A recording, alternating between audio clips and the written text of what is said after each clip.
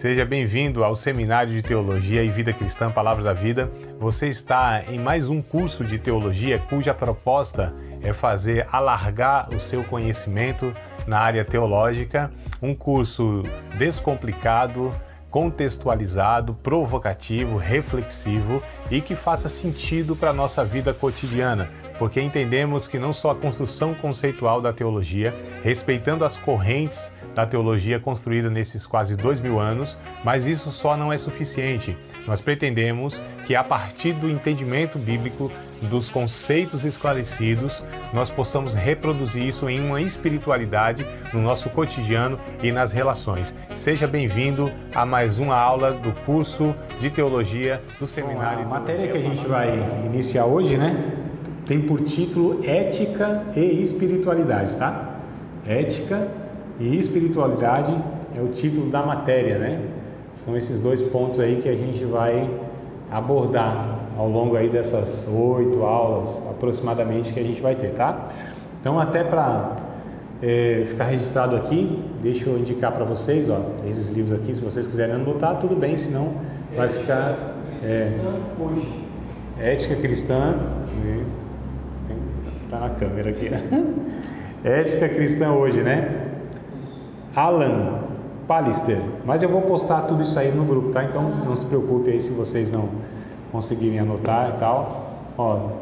C.S. Lewis, um escritor conhecidíssimo, por conta dos Crônicas de Nárnia, mas ele escreve, aliás, ele tem... Crônica de Nárnia, na verdade, é uma série de livros, e aí virou filme, mas ele não só tem, não, esses livros não, tem muitos outros aí, um deles é esse aqui, C.S. Lewis, Ética para Viver Melhor. Estou lendo ali no reflexo.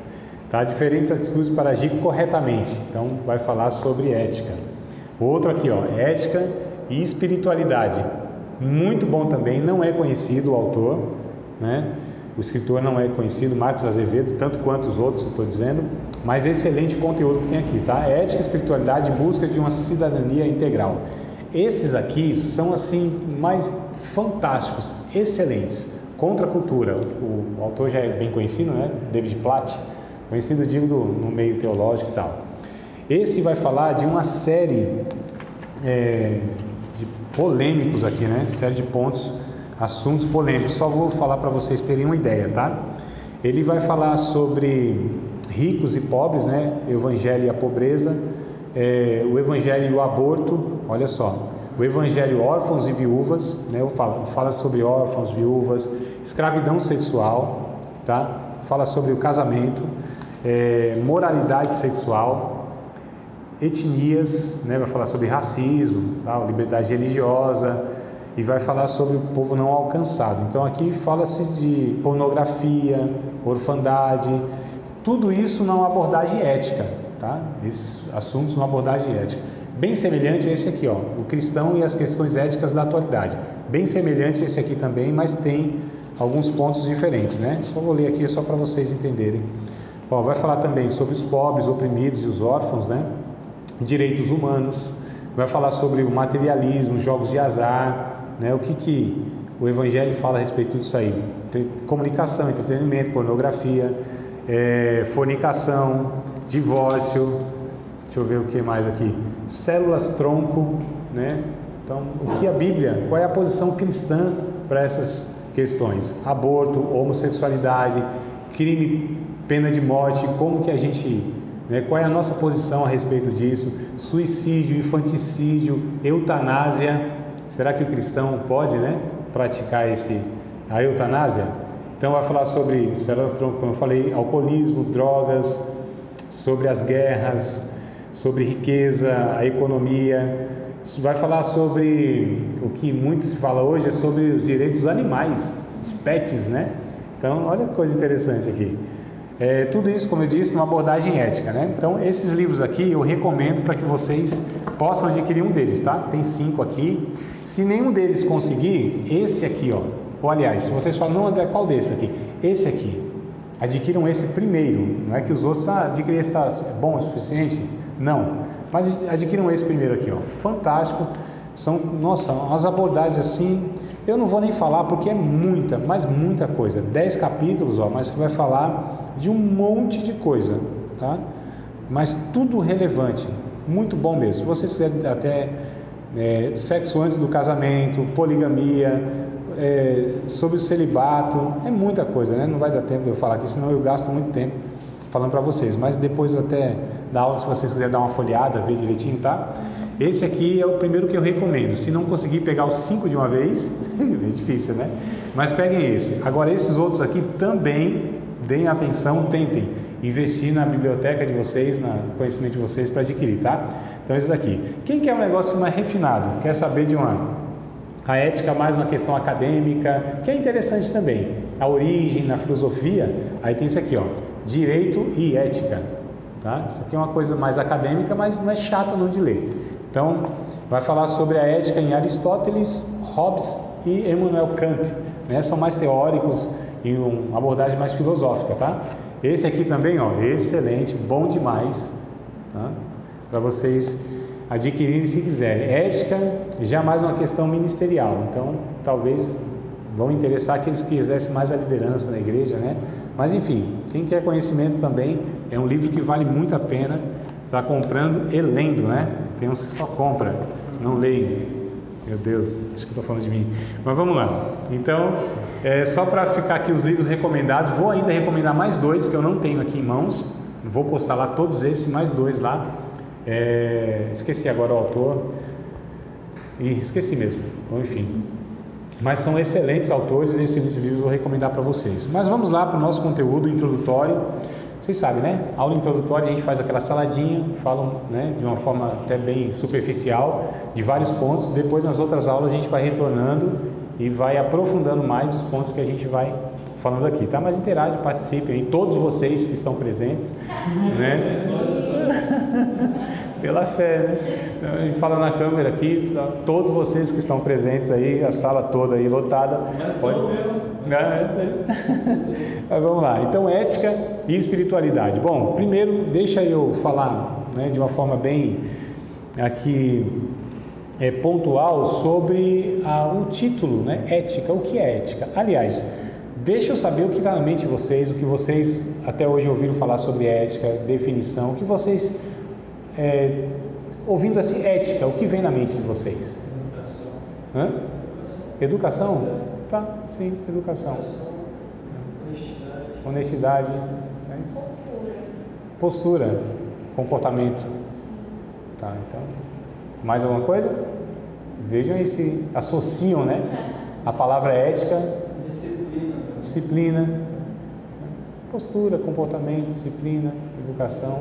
Sim, também pode ser incluído na ética. Deixa eu aqui fazer uma breve declaração sobre a palavra em si, né? Na origem. Eu acho bem interessante quando a gente entende a origem, o significado da palavra, né? Já ajuda bastante para a gente ir caminhando aí. Então a palavra ética se origina, né? Origina-se do grego, né? Ethos, E-T-H-O-S, ethos, tá? Então a palavra ethos, né? Que é de origem grega, que vem de etiquê, etiquê com K, tá? Etiquê. Então vem da palavra etiquê, né? Ethos vem da palavra etiquê. Olha só, falou de comportamento, de postura, não tem a palavra etiqueta? Né? O que seriam etiquetas? São pequenas éticas, pequenos comportamentos, né? Então, que refere-se também à educação, né? Comer de boca fechada, não falar muito alto nos lugares, não são pequenas etiquetas, são pequenos comportamentos. Então, olha só para a gente entender, né? O que de fato quer dizer isso aí. Então, a palavra ética origina-se, né, da língua grega, que é o ethos, que vem de etiquê, com significado de conjunto de regras e princípios. Então, acho que para a gente definir seria muito legal a gente ter isso em mente, tá? Até gravar isso.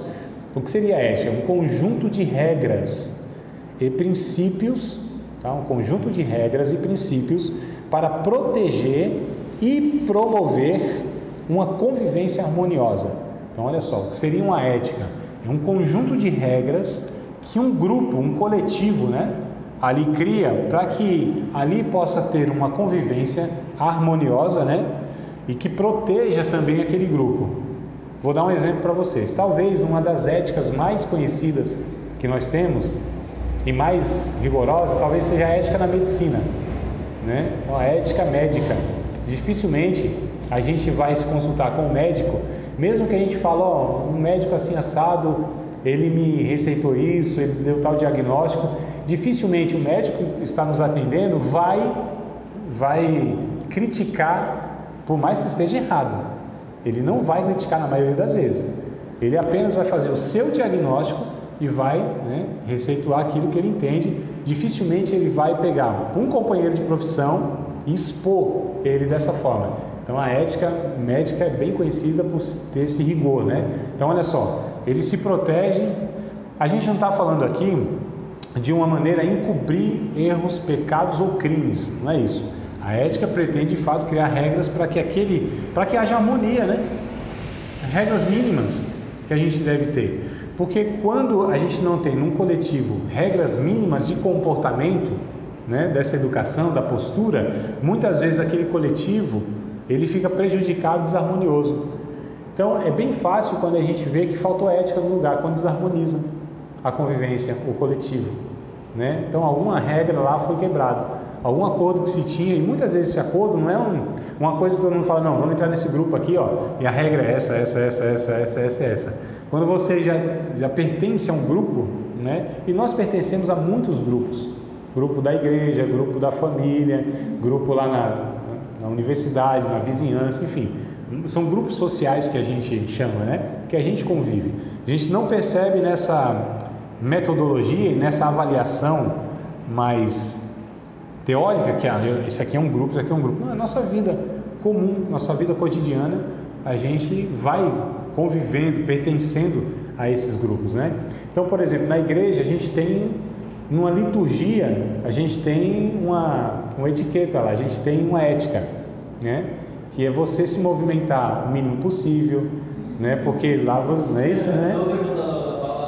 Isso, né? Olha só, né? Então desnecessariamente você sair do seu lugar e tal. Então isso é uma ética, né? É um comportamento, é uma postura, é um comportamento que você tem naquele ambiente para não desarmonizar aquele ambiente, que é a liturgia, né? Senão imagina só, que bagunça que seria. Um levanta daqui, anda de lá, conversa alto, conversa com o outro, né? Não seria desarmônico, isso não ia ficar feio, bagunçado. Então a ética é mais ou menos isso, pretende harmonizar, organizar, estruturar de uma maneira que aquele meio, aquele grupo, enfim, né? Ali onde nós estamos participando no coletivo, aquilo fique algo bonito, algo belo, em todos os sentidos da palavra, não só esteticamente falando. Olha que coisa interessante. Quando a gente sempre refere-se à ética aquilo que é belo, né? Quando vocês já ouviram assim algum político falar para o outro assim, que feio, hein, que você fez? Olha que coisa feia que você fez. Por que se associa a coisa errada à coisa feia? Porque desarmoniza, tira a beleza, né? Então enfeiou o ambiente. E o contrário é verdadeiro, você embeleza. É muito bonito quando você vê coisas organizadas, né? Que ali você percebe o comportamento, a postura das pessoas, né? De uma maneira você admira.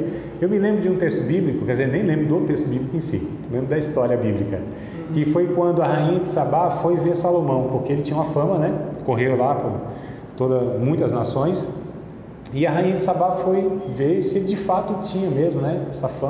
Essa fama, aliás, correspondia mesmo ao que ela ouvia.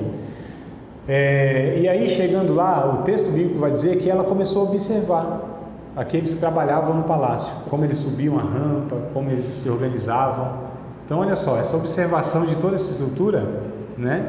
A rainha de Sabá se admirou, isso honrou de alguma maneira Salomão, ou seja, isso honra até a Deus.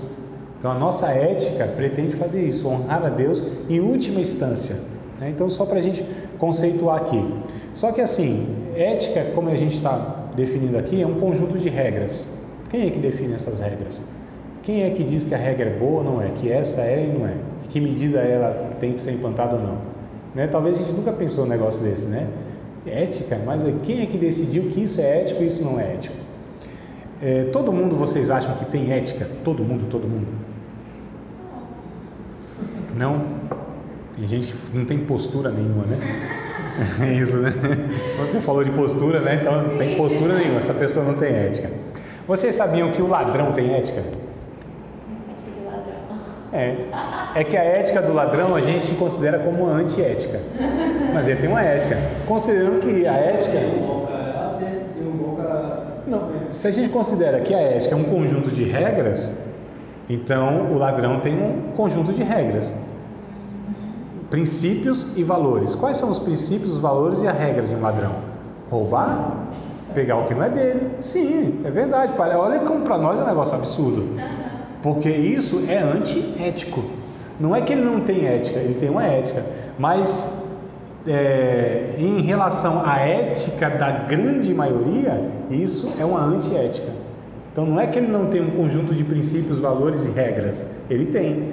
Só que, olha, vai contra uma ética da grande maioria, que foi estabelecida num convívio harmonioso, que é, eu não devo pegar o que não é meu, eu não devo roubar, né? Não devo prejudicar o outro, então eu não devo ofender o outro. Quando eu faço isso, eu estou sendo antiético. Não é que eu não tenho uma ética, é que a minha ética é contrária àquele grupo que a ética deles, né, se tem como uma ética da grande maioria. Perceberam? Agora, você sempre vê a ética associada com outra palavra chamada de moral. Ética e moral, né? Então vamos tentar definir o que seria uma moral, porque às vezes não parece a mesma coisa, ética e moral. O que vocês entendem por moral assim? Moral, tipo assim, pô, o cara tem moral comigo. Moral com você? Aí já vai, já é diferente. Tem um respeito, né? Exato, respeito. Então quem tem moral tem respeito. A vivência ali, a mensagem é diferente. Então, uma pessoa que teve até a pessoa chega em você e fala, certa pessoa assim, você já até olha de uma maneira diferente para ele. Sim. Então quem tem a moral é porque tem um respeito, uma consideração. Aqui, pelo menos, pô, tá, tem moral comigo, velho. Quer falar alguma coisa? Então ali já pesquei um negócio interessante. Quer falar alguma coisa a respeito de moral? O que você não... Vamos tentar diferenciar o que é ético, o que é moral? Então vamos pegar essa sua fala que eu acho interessante, Felipe. Então moral é uma pessoa que tem respeito, né? Tem respeito, tem consideração. Tá, o que seria uma moral então? Um comportamento. A moral seria o comportamento em si, a postura da pessoa na prática, né? Então a pessoa tem uma postura que ela causa respeito na outra pessoa, né? Então tentar exemplificar ética, elas andam juntas, né? Elas estão ligadas. É só para a gente diferir o que é ética e o que é moral, tá? Então assim, por exemplo, imagine que isso aqui é uma carteira, dinheiro, documentos, não é meu. O que seria moral? Eu não ter o comportamento de pegar, né? Mas a pessoa pode não ter o comportamento de não pegar isso porque ele teme a punição. Então o cara pode ter uma moral, ou seja, uma aparência do que é certo, e aparentemente ele vender um respeito, mas ele não pega, não é por causa da ética, é por causa do medo da punição. Tem pessoas olhando, opa, viram aqui que eu também vi, não vou pegar. Agora, o que me faz não pegar, o que deveria me fazer não pegar, melhor dizendo, é a ética, são os valores que eu tenho. Qual é o valor que eu tenho? Aquilo que não é meu, não me pertence, eu não pego. Isso é ética, é o valor, é o princípio, entendeu? Sim. A moral aliás, a ética está por trás da moral. A moral é o meu comportamento. Agora, o meu comportamento deve estar baseado na minha ética, porque eu posso ter um comportamento e não ser tão ético assim. Isso a gente chama de hipócrita, a hipocrisia. Ou seja, você às vezes ser moralista, sabe essas pessoas moralistas? Que elas de fato aparentam ser, né, uma pessoa, são as religiosas, por exemplo, que a gente já discutiu em outras ocasiões aqui, né? Essas pessoas que vivem muito pela aparência, aquela coisa muito hipócrita mesmo, mas os valores dela, o princípio que ela tem, não corresponde exatamente ao seu comportamento. Ela tem um comportamento por interesses sociais ou por hipocrisia mesmo, que ela quer aparentar. Eita, como que é? Agora me perdi aqui. Aparecer, não. Aparentar mesmo, né? Aparentar nascer daquilo que ela não é. E aí Jesus falou isso, né? Contra os fariseus, lá em Mateus 23, por exemplo. Vocês são... Isso, vocês são hipócritas, lembra? Hipócritas, né? Jesus foi duro, inclusive, com essa raça de gente aí. Não sei se a gente pode colocar, acho que até o texto de repente fala isso, né? Não é raça de víboras, é o João Batista, né?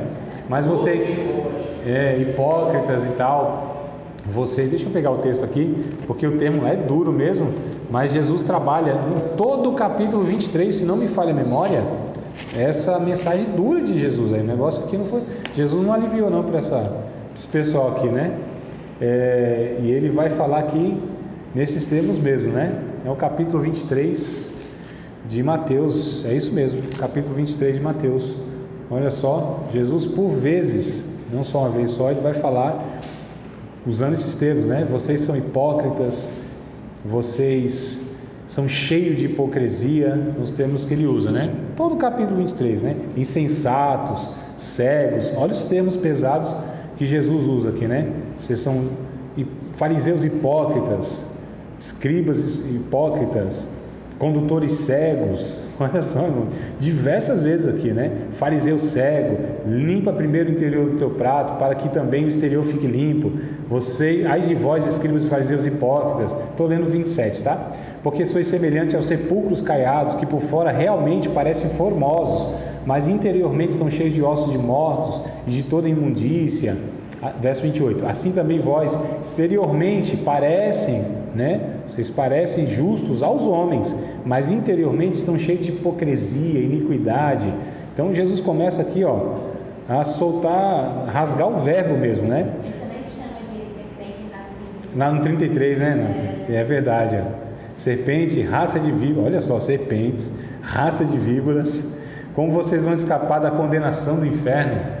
Não são palavras duras que Jesus condena, porque a Bíblia, ela pega pesado mesmo naquelas pessoas que tentam demonstrar coisas que não são, né? Enganar pela moralidade, pelo moralismo, desculpa, moralismo é o termo, tá? Não é moralidade, moralismo, porque assim, o Evangelho, existe uma ética muito forte e existe uma moralidade. O que o Evangelho não pretende é moralismo, que é essa ênfase muito grande na exterioridade, muito grande na questão do comportamento pelo comportamento. Então, quando a gente trabalha a ética, né, bíblica, a gente falou de uma ética geral aqui, ainda vou falar de outras éticas que tem, mas a ética bíblica, que é o que a gente vai discutir, é pautada na natureza, no princípio e no valor. E isso tem que ser traduzido, a partir daí tem que ser traduzido no comportamento. Então não é só o comportamento pelo comportamento, porque você está no ambiente, porque tem pessoas que no ambiente ela se comporta de uma certa maneira, mas ela nem concorda com aquilo lá, mas ela se comporta.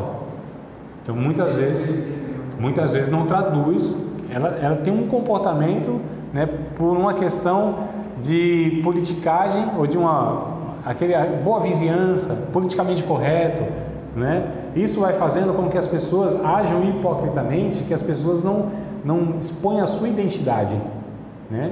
Vivem só por causa de uma aparência. Isso é muito perigoso. E a religião, ela tem um grande poder de formar nas pessoas esse tipo de postura, né? É uma ética, mas é uma ética não com uma moral, ou melhor, é uma moral, melhor dizendo, é uma moral, ou seja, uma aparência, né? Mas sem a ética sendo base para esse comportamento. Então é nesse tom aqui que eu quero conversar com vocês. Eu coloquei aqui algumas éticas que existem, né? Só para a gente entender, tá? Então ética humanística é uma. Eu acho interessante vocês anotarem aí só para questão didática, tá? Então ética humanística. Lembra que eu perguntei quem é que decide o que é verdade? Quem é que fala, a partir daqui a gente vai ter ética? Quem é que dá a referência? Então, existe a ética humanística, tá? O que é a ética humanística? O homem é a medida de tudo o que é certo. Olha só, o homem, o ser humano, é a medida de tudo o que é certo. Então, essa é a ética humanística, tá? O homem é o padrão, é ele que decide o que é certo, tá? O hedonismo, né? O hedonismo, com H, tá? Hedonismo. O hedonismo O que é o hedonismo? É a busca pelo prazer, né? Ou seja, a decisão, ela é que define o que a pessoa decide. Se dá prazer para ela, se traz prazer para ela. Se te faz feliz, então faz. Essa é a ética deles, o que decide. É a sensação que você tem. Te faz feliz, então faça. O que vai decidir para você o que é certo ou errado na sua decisão é a sua sensação de felicidade. A gente não vive nessa geração, eu tenho que ser feliz. Não importa como. Ainda que prejudicando as outras pessoas, ainda que sendo muitas vezes honesto, os meios, né? Aliás, o fim justifica os meios. Oi? O que importa é ser feliz. Isso, porque qual é o que define, qual é a minha ética de certo ou errado? É se me traz felicidade. Se me traz, isso é certo. Acabou. E se não traz? Aí não é certo. Então aqui a gente chama de hedonismo, é a busca pelo prazer. O que define a vida da pessoa, a decisão da pessoa, o valor que ela traz consigo para tomar a decisão é se traz felicidade. Não importa o que vai ser feito, contra quem vai ser feito, de que maneira vai ser feito. Trazendo felicidade, eu estou certo porque está me trazendo felicidade, eu busco isso. Então a pessoa tem uma ética baseada nos seus prazeres, nas suas sensações. Olha que coisa perigosa. Essa é a ética humanística. O ser humano é quem decide a partir das suas emoções, das suas sensações e daquilo que ele fala. Eu tenho direito de ser feliz. A gente não ouve muito isso, né? Não, irmão, não faz isso, irmão, não é bem por aí. Eu tenho direito de ser feliz. Mesmo que esteja fazendo um bocado de coisa errada, né? Segundo a nossa ética. Então essa é a questão. Então essas pessoas não têm a ética cristã. A ética delas é essa baseada na humanística. Então o hedonismo é uma coisa que faz decidir. E o utilitarismo também. Na ética humanística você tem o utilitarismo, tá? Que é o bem maior para o maior número de pessoas. O utilitarismo é o seguinte: é útil, isso aqui é útil, tem utilidade, então é certo. Mas nem tudo que tem utilidade é correto fazer. Segundo a ética bíblica, né? A gente está falando de éticas, ou seja, um conjunto de regras que pessoas adotam para tomar as decisões delas, mas que não tem os princípios e valores bíblicos. Então, é útil. Irmão, esse negócio de útil é muito complicado. Porque assim, por exemplo, se você é útil para mim, né? Eu te trato de tal forma, porque você é útil. Olha só, que coisa horrível. Então, enquanto a pessoa é útil para mim, essa pessoa tem valor. Se ela não é mais útil, eu descarto essa pessoa.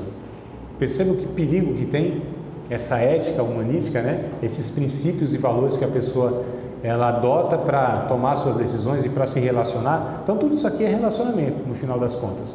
Você tem a ética individual, mas é inevitável que essa ética individual ela se dê para o coletivo, né? A gente vai discutir isso mais para frente, tá? Outra ética aqui é chamada de ética existencialista, tá? A ética existencialista ela vai ser baseada no quê? Na experiência do indivíduo. Então você teve a sua experiência, ela foi boa para você? Pronto, isso é certo.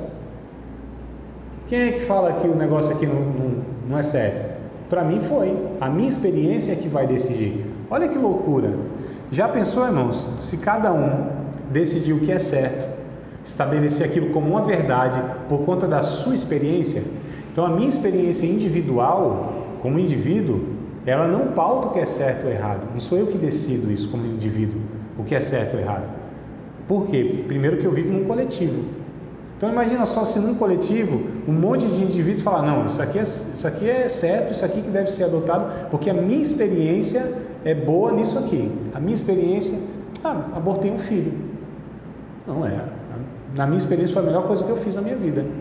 Então isso é certo? Isso é ético? Para mim foi. É a minha experiência. Então a tua experiência pessoal, individual, é que pauta o que é certo ou errado? É você que decide isso? É a tua experiência que decide isso?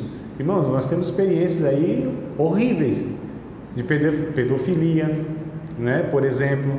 Então, e aí? Onde a gente vai parar se a gente for, de fato, tomar isso aí como base?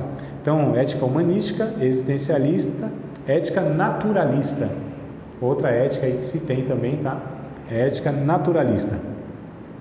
A ética naturalista, ela vai falar o seguinte, os mais aptos é que sobrevivem. Aptos. Os mais aptos, né, os mais capacitados. Os mais capacitados é os que sobrevivem. Então, na ética existencialista é assim, Rapaz, se você não dá conta, azar é seu. A gente está vivendo os mais aptos, é os que sobrevivem, né? O naturalista. O naturalista, tá? Tem o maior valor, né, nessa ética, são os mais aptos, é os que sobrevivem. No mercado de trabalho, não é assim? Se você não é mais apto, você não vai sobreviver ali. Se tem mais que você perdeu, né? Na vida, muitas vezes as pessoas adotam essa ética naturalista. A gente vive numa sociedade, não só na questão do capitalismo, mas nessa questão de que as pessoas, elas oprimem as outras e elas anulam as outras porque ela é mais apta, então ela vence. Isso é quase um Charles Darwin, né? Os mais aptos sobrevivem, né? Então, não é isso no mundo animal? Então, um lá vai e devora o outro foi capaz de se defender, azar dele, né? Então, olha só se a gente vive nessa ética, um devorando o outro, um prejudicando o outro, um oprimindo o outro, um matando o outro. Não estou falando só na questão do homicídio, estou falando de, né, outros aspectos também. Então, essa ética, onde é pautada assim, ó, os mais aptos sobrevivem, é muito complicado, irmão. Onde a gente vai parar? Né? Ficou com esse nome de naturalista. A teoria do Charles Darwin tem esse título, né? Oi? Fica à vontade lá, meu mano. Então, olha só. Isso é ético, né? Pediu permissão, saiu. Mas amaldiçoou nada aqui, ó. Etiqueta boa, né, mano? Oh, coisa boa. Bem educado, postura boa. Naturalista, Nathalie, porque fala-se da natureza da convivência, né? Justamente Charles Darwin, a teoria das espécies, né? O mais apto sobrevive, é justamente essa questão, né? Então, ele abordou muito a questão da natureza dos animais, né? Da criação, enfim, de tudo. Então, é por isso que vem a ética naturalista. Quer dizer, essa sobrevivência eu estou ruim, estou enroscado aí. Agora entendi. Você entendeu? Então é por isso que tem aí esse título, ética naturalista, né? Porque aborda essa questão mesmo da sobrevivência, né? Da natureza das espécies. Isso tem a ver com a humildade, poder ensinar o outro, talvez pela questão de a pessoa não estar, tipo assim, não está acertando, mas eu sei como é que faz. Aí eu ganho vantagem aqui, né? Bom, aí depende, né? Aí depende. A gente tem várias. Aí precisa ver. Mas aí tem a minha visão, por exemplo. Por exemplo, existe a questão de uma pessoa ela ser soberba, arrogante, orgulhosa, né? E de repente ela se sobrepõe sobre a outra dizendo: ó, eu sei, você não sabe. E aí? Te vira, velho. Então, se eu sei e você não sabe, você está sujeito a mim. É eu que de alguma maneira. Ética. Né? Pode ser, quer dizer, uma pessoa que usa de repente de uma habilidade, uma aptidão, né, para manipular, oprimir, humilhar a outra pessoa, né? Então você pode ter uma postura dessa, uma ética dessa, ou uma antiética dessa, né? Então a gente vai exemplificar, vai pegar muitas, como aqui a gente está falando de ética, de convivência, a gente vai pegar muitas situações mesmo no cotidiano do dia a dia, tá? Então só estou tentando definir aqui os tipos de éticas que tem, né? Então para nós não serve a humanística, tá certo? Não serve a existencialista e não serve a naturalista. Porque eles definem o que é verdade, o que é certo e errado com essas referências, que para nós não servem, né? Nós cristãos, a nossa ética é pautada no quê? Para nós, quem é que define o que é certo e o que é errado?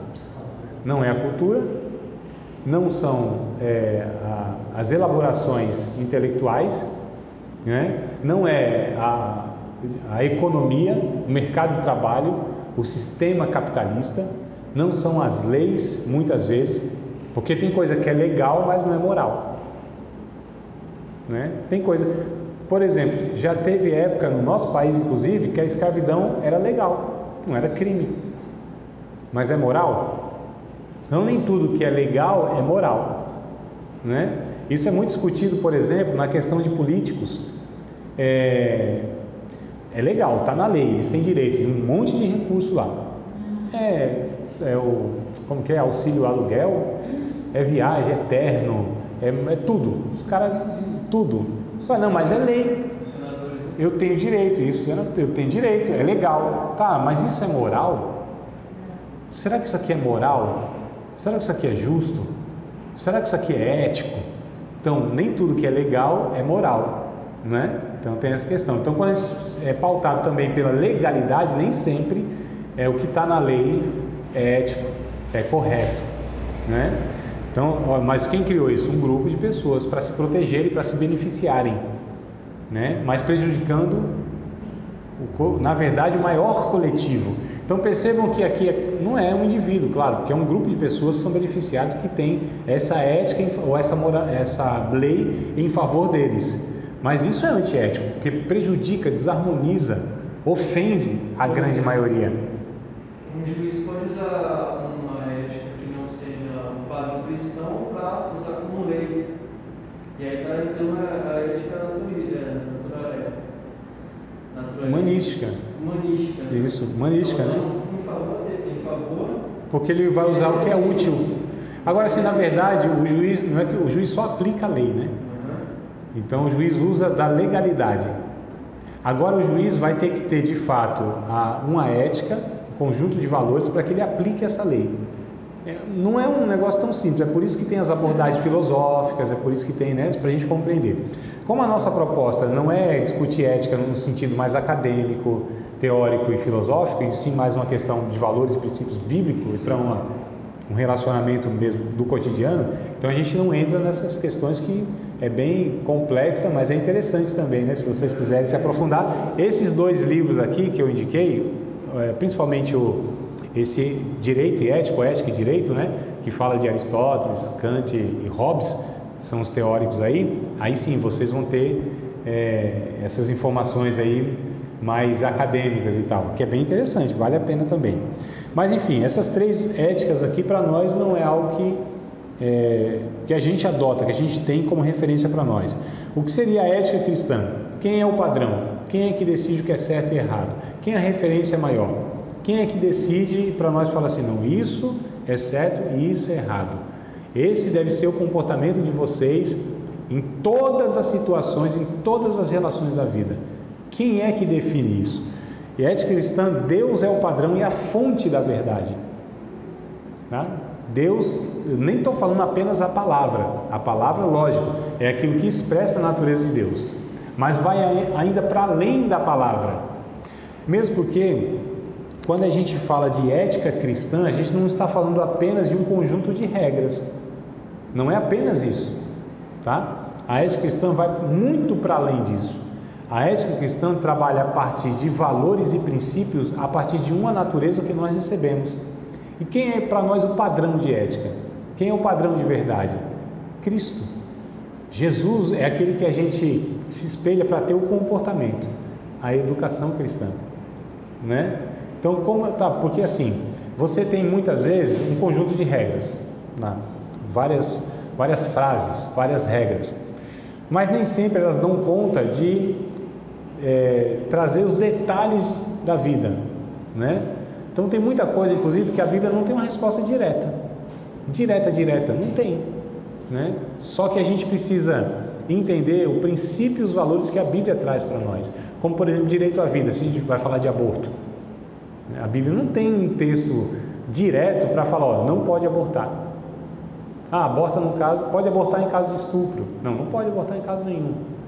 Não, aborta se for anencéfalo, que chama, né? Se vai nascer sem cérebro. Né? Então, a nossa lei, por exemplo, se não me falha a memória, é permitido você ter o aborto, né, a mulher, em caso de estupro, se não me falha a memória. Tá? E em caso de a criança nascer sem cérebro, que é o anencéfalo. Me parece que é só esses dois casos. Tá? Mas e a Bíblia, o que fala a respeito disso? Não fala, não tem um texto direto. Tá? Mas como que a gente aborda isso? Aí a gente vai discutir, é por isso que eu indiquei esses livros. Não é uma coisa tranquila, não é fácil, não é numa fala, não é numa aula. Né? Isso é um negócio muito complicado. Você falar de ética é muito complicado porque você está falando de questões que muitas vezes a gente ainda nem tem definido. Porque a Bíblia não traz diretamente a fala, não é uma questão fácil.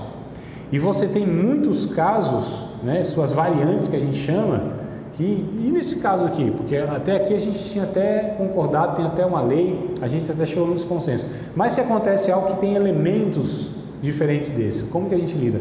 Também abre, né, a possibilidade de ter esse comportamento ou não? Então perceba que não é um negócio fácil quando a gente lida com algumas questões polêmicas, né? Então é muito complicado. Quem é que define, por exemplo, a questão da relação sexual? Porque a nossa lei aí, vira e mexe, tem alguém tentando mudar ela para pedofilia. A pedofilia, se não me falha a memória, é considerado se uma pessoa tem relação com a outra de até 14 anos, né? Até 14 anos, se não me falha a memória. Se você tem, por exemplo, um adulto tem com uma criança, uma adolescente de 15 anos, não configura-se pedofilia. Pode ser outro crime, tá? Então alguns... Não, calma aí, eu acho que eu estou confundindo aqui. Eu vou pesquisar direito aqui para não passar informação errada para vocês.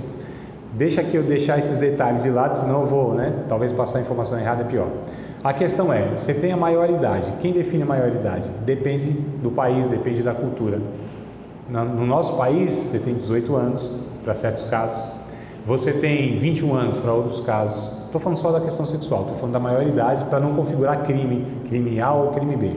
Mas quem é que define, por exemplo, se 14 anos é considerado uma criança e se tiver relação, mesmo sendo consensual, né, é configurado crime? Quem é que decide isso? Porque estão lutando aí para ser não, 14 anos não, né? É menos para configurar. Mas calma aí, quem é que decide essas coisas? A Bíblia não fala diretamente sobre isso. Como que a gente discute isso? O aborto também, voltando aqui na questão. Quem é que define? Quem tem direito de abortar? Aí as pessoas falam, não, mas o corpo é meu. Quem é que vai decidir sobre o meu corpo? As mulheres não falam isso? Tá, mas então a ética aqui vai ser humanista? Perceberam? Então é o meu corpo, é a minha experiência. Meu corpo, minhas regras. Não foi a famosa frase que ficou aí, né? Meu corpo, até alguém brincou assim, já pensou se o anjo chega lá para Maria, se você vai conceber e dar luz ao filho, ela fala, não, meu corpo, minhas regras. Jesus não tinha nascido, né? Mas falando que em tom de brincadeira, mas é uma questão muito séria, muito sensível, muito polêmica, não é fácil a gente discutir essas questões, tá? Mas quem é o padrão, né? Quem é a fonte de verdade? Quem é que decide o que é verdade, o que não é, o que é correto, o que não é? Deus, a pessoa de Deus, a natureza de Deus, o que está expresso na palavra de Deus e principalmente o que Jesus mostrou. Então, Jesus, a pessoa, é a referência maior de verdade para nós, o que ele ensinou. O aborto não é simplesmente você está matando, claro, uma criança, mas ali você está matando uma geração, você está matando uma família, você está matando uma descendência, uma coisa bem mais... Mas em caso de estupro, Felipe, a mulher foi estuprada. Não, aí, cara, esse assunto eu prefiro nem... Então, você percebe que não é um negócio tão tranquilo? Não é uma coisa tão assim... É sensível, é delicada, é muito difícil. Em alguns casos, eutanásia, né? A gente viu que um dos livros aborda, que é eutanásia. A gente, como cristão, pode decidir? Não. Clinicamente, a pessoa está morta. Não tem mais vida cerebral, por exemplo. Só o coração lá que está batendo. Mas não há mais.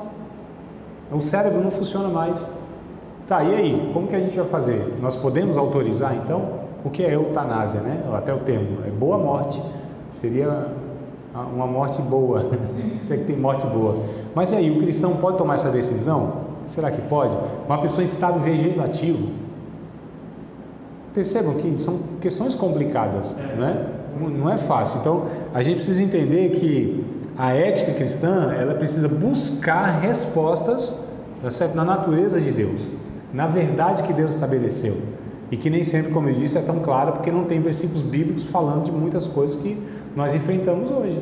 E que, né, a Bíblia não pretende trazer os detalhes, mas essa questão, a ética, ela fala de princípios e valores.